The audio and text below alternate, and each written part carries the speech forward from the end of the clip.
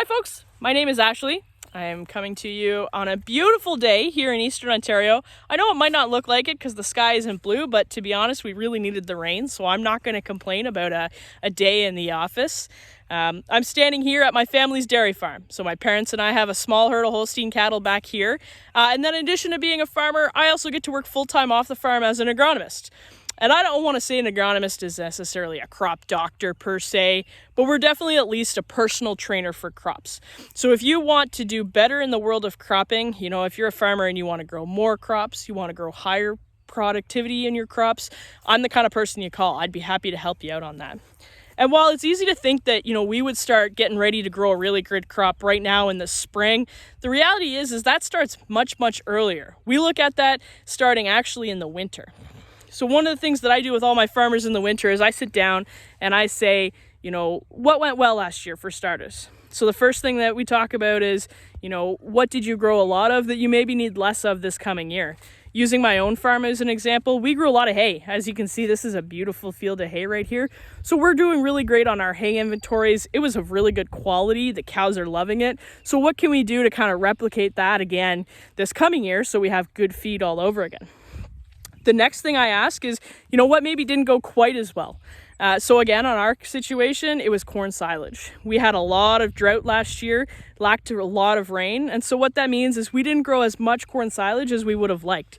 So we're going to remember that. We're going to say, okay, we need more corn silage this year to make up for that yield level. Then the last thing we think about is, what happened last year? What crops did we plant? Where? What kind of herbicides did we use? What kind of pests did we encounter? Because these are all things that we need to keep in mind when we're looking at our puzzle of crop rotation. So we have to make sure that we don't plant the same crop in the same field over and over again, because that will allow lots of pests, diseases and bugs to come in and live in that field and make it harder and harder for us to control them. Sometimes when we spray weeds, that very specific herbicide will maintain a clean field for a long time, but then on the flip side, what will happen is it'll actually impact the next year's crop. So we want to make sure that we don't harm any crops by accident thinking about our herbicide program.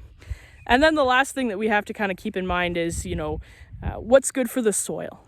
Growing the same crop year after year is probably not good for the soil. We're going to take the same nutrients every single time. So by flipping that crop rotation around, we can get an idea of managing that nutrient uptake, also making sure that we throw different kinds of organic matter on the soil, lots of things to make sure that these soils are healthy for a really long time to come, because we can't grow a crop if our soil isn't healthy. So with all that in mind, all of those puzzle pieces rolling around in our brains, we put pen to paper, or in my case, I actually prefer to do it on the computer. So mouse to screen, we type out and we think about what is our crop rotation, what is going to work best, and we call that our plan A. And the reason I say that's plan A is because in actuality, Mother Nature might have a different story for us, particularly those of us who are dairy farmers, or animal farmers, I should say. This crop here, this is hay, and so alfalfa in particular, it overwinters. We planted it last year, and as you can see, it's off to the races this year. But not all of it. You can see we have a couple patches here where it's maybe not quite as healthy.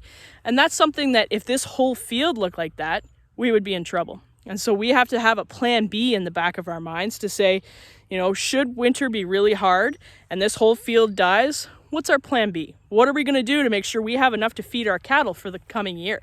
So we do all of that in the winter, so that come right now in the spring when things are pretty hairy, things are super busy right now, we already know what to do in our best case scenario and everything through to our worst case scenario. We've thought it all through, we're ready to go.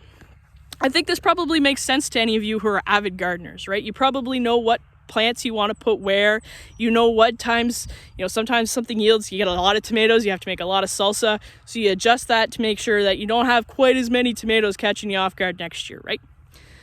So I wish you a happy spring. I'm going to actually give you the same message I give all my farmers right now. Happy spring.